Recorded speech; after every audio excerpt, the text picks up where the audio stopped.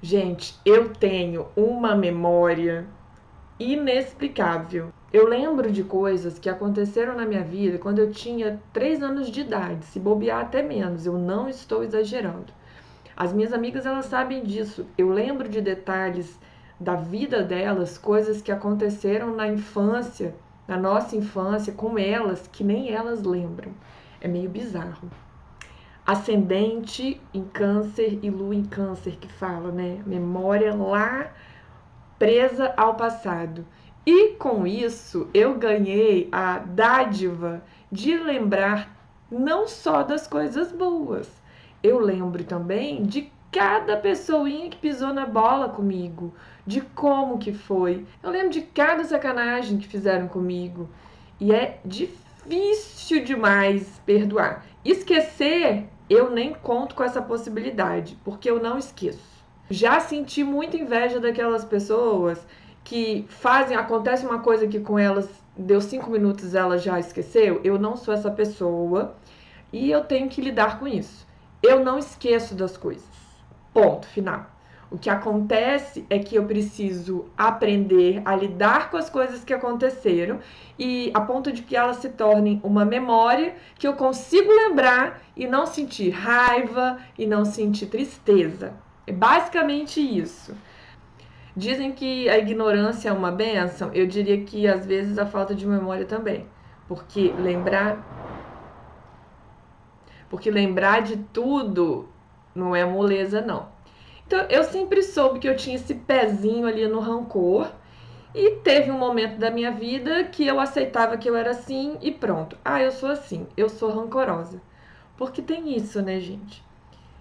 Existem pontos da nossa personalidade e do nosso comportamento que nós ignoramos que aquilo está sendo prejudicial para a gente. A gente, às vezes, não sabe que tem e não sabe que a coisa é prejudicial.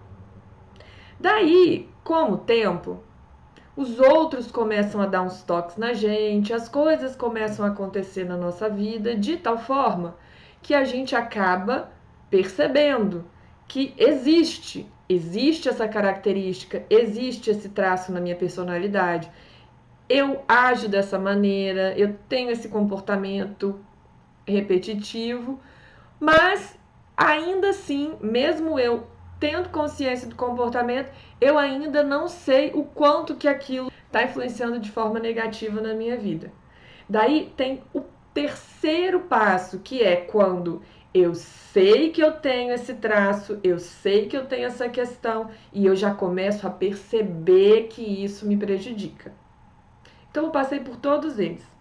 Teve um momento em que eu nem me dava conta de que eu era rancorosa. Depois teve aquele momento em que eu falei: ah, não, beleza, sou rancorosa mesmo, não apronte comigo porque eu nunca vou esquecer, não vou te perdoar.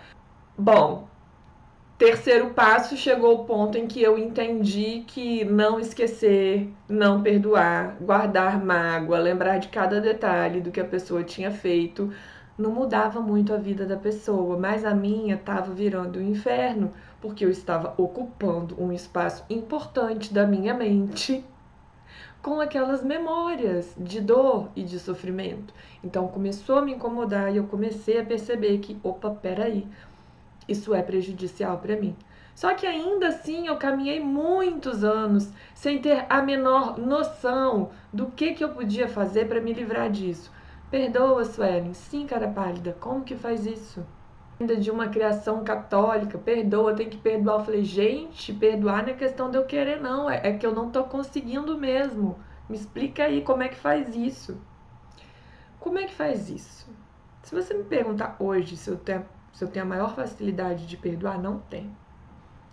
Só que eu tenho conhecimento, inteligência suficiente para saber que alimentar determinados pensamentos, alimentar determinadas memórias, porque memória é pensamento, alimentar determinados pensamentos, alimentar determinadas memórias me faz mal, não traz benefício nenhum para mim. Então, eu recorro a algumas ferramentas que me auxiliam a, primeiro, reconhecer esse padrão, reconhecer essa minha dificuldade, esse meu padrão mental e reconhecer os gatilhos e não alimentá-los. Eu simplesmente aceito que é assim. Ah, Suela, porque você é má e não sabe perdoar. Sem julgamento, não vamos julgar. Estou aqui me expondo, compartilhando uma questão minha pessoal, porque eu tenho certeza que aí do outro lado tem gente que vai se identificar comigo. Não é questão de você ser má ou ser bom, de você ser um ótimo cristão, ou então você vai pro inferno e tá pecando. Não é isso, gente. Existem traços da nossa personalidade que fazem a gente agir de uma maneira ou de outra. Uma criança, bebezinha, você já nota a personalidade dela. A questão chave é o quanto que você se conhece. O quanto você conhece os seus gatilhos, o quanto você conhece os seus processos, o quanto você conhece as suas tendências. E aí você vai adaptando isso para que isso seja benéfico para você. Se você tem determinado tipo de comportamento, alguns hábitos, e isso está te ajudando, segue o fluxo, segue a vibe, se joga. Mas se você começa a perceber por sua conta, ou se as pessoas começam a te avisar, que tal você parar e olhar e ver se isso tá bom para você? Então, durante muito tempo, eu ignorei. Depois, eu tinha consciência, mas não queria mudar. Depois, eu tinha consciência, queria mudar, mas não sabia o que fazer. Até que chegou o ponto em que eu fui descobrindo o que é que eu podia fazer. O que eu fiz então? Além de muito autoconhecimento, de muita limpeza emocional, limpeza de questões lá de trás, porque sim, é muito, muito importante. E aí existem diversas técnicas que podem ajudar. O que foi a virada para mim, assim, a virada de chave que hoje transformou o meu jeito de lidar com as situações? Foi a CNV, a comunicação não violenta. Comunicação não violenta, ela é muito mais do que uma técnica para a gente falar melhor. Ela é uma mudança de paradigma. Ela é uma mudança de jeito de enxergar o mundo e as pessoas. A gente sai de um olhar de dominação, de competição e vai para um olhar de parceria, um olhar de colaboração, um olhar muito mais compassivo para o mundo e para as pessoas. A partir do momento que eu consegui compreender que existia essa possibilidade, por mais que a pessoa tivesse errado, por mais que ela tivesse pisado na bola comigo, por mais que eu estivesse sofrendo, eu conseguia olhar para ela com esse olhar de compaixão, e não é de pena, é de compaixão. Ficou mais fácil eu perdoar, eu abrir mão das minhas mágoas. Porque sim, a gente fica magoado porque a gente se agarra naquele sentimento. A gente fica ressentido porque a gente se agarra naquele sentimento. A gente se identifica e quer ficar ali naquele papel de magoado e de ressentido. Porque de alguma forma você vê um ganho nisso. Como eu cheguei ao ponto de não ver mais nenhum ganho nisso, e talvez esse seja o ponto, e geralmente é um ponto que você já está sufocado, no fundo do poço, está sofrendo muito, e eu espero que as pessoas, dica, não precisa chegar nesse ponto para saber que ficar magoado, se sentir magoado e ressentido e ficar alimentando isso por muito tempo não vai te fazer bem, não precisa ser um gênio para saber disso, e não espere chegar lá no fundo do poço para isso. Você vai querer sair. Foi aí que eu quis sair. O fato é que emoções, elas têm um tempo de duração. E elas são provocadas por algum estímulo. Alguém vem e pisa na bola com você. Você fica com raiva, você fica triste, você se sente magoado. Nesse momento, depois de você sentir aquela emoção, você não escolheu o ato do outro, você não escolheu o comportamento do outro, você estava ali e recebeu. Recebeu a atitude daquela pessoa, a ação daquela pessoa. E essa ação te fez mal. e você vai ter a reação emocional que vai vir na hora sem que você consiga escolher. Você não consegue decidir qual vai ser sua reação emocional em cima daquilo que a pessoa está fazendo. Mas a partir daquele momento, você, depois que você sente aquelas emoções iniciais, ali você toma uma decisão.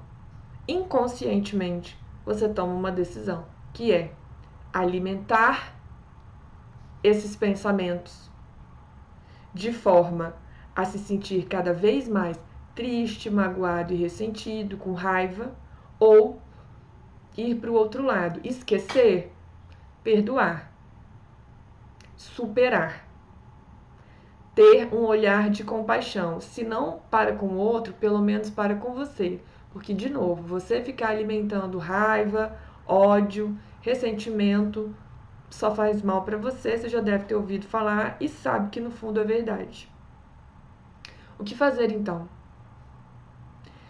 Quando a gente olha para as pessoas com um olhar mais compassivo, a gente entende que não é sobre nós. O mal que a pessoa faz não é sobre mim, é sobre ela. E a partir desse momento em que eu consigo enxergar que não é sobre mim, é sobre ela, eu tenho o poder nas minhas mãos de decidir o que eu quero fazer. Se eu quero continuar me relacionando com essa pessoa, se eu quero dar um voto de confiança para essa pessoa, se eu quero nunca mais olhar para essa pessoa. Tudo isso é uma escolha. O que a CNV, o que a comunicação não violenta me ensinou é que eu não sou obrigada a aceitar o que o outro fez, a gostar da atitude do outro, nem mesmo a querer manter um relacionamento com a pessoa que pisou na bola comigo. Mas ao invés de eu ficar gastando energia, como diz um amigo meu, pensando em 1001 possibilidades para tornar a vida do outro um inferno, para eu me vingar, por exemplo, eu posso simplesmente, não é tão simples colocar em prática, mas a ideia, ela é muito simples. E quando a gente assimila, ela se torna simples sim de aplicar. Eu posso simplesmente olhar para essa pessoa com um olhar de compaixão, entender que é sobre ela, é sobre a forma como ela vê o mundo, é sobre a forma como ela aprendeu a lidar com o mundo e com as pessoas. Não é sobre mim. Se não é sobre mim, eu não preciso levar para o pessoal, eu não preciso ficar sofrendo, remoendo, gastando a minha rica energia em vão. Eu olho, eu entendo, eu não gosto, eu falo que eu não gosto, eu digo que eu não aceito, eu imponho os meus limites, se for preciso eu dou tchau, segue o baile. É muito diferente de eu me colocar numa posição de vítima e ficar o resto da vida me lamuriando, odiando a outra pessoa, julgando a outra pessoa. Se você gostou desse vídeo, claro, dá um joinha, se inscreve no canal, me segue lá no Instagram, Neurodicas, e para saber mais informações sobre meus cursos, treinamentos e atendimentos, clica nesse link que vai estar aqui embaixo.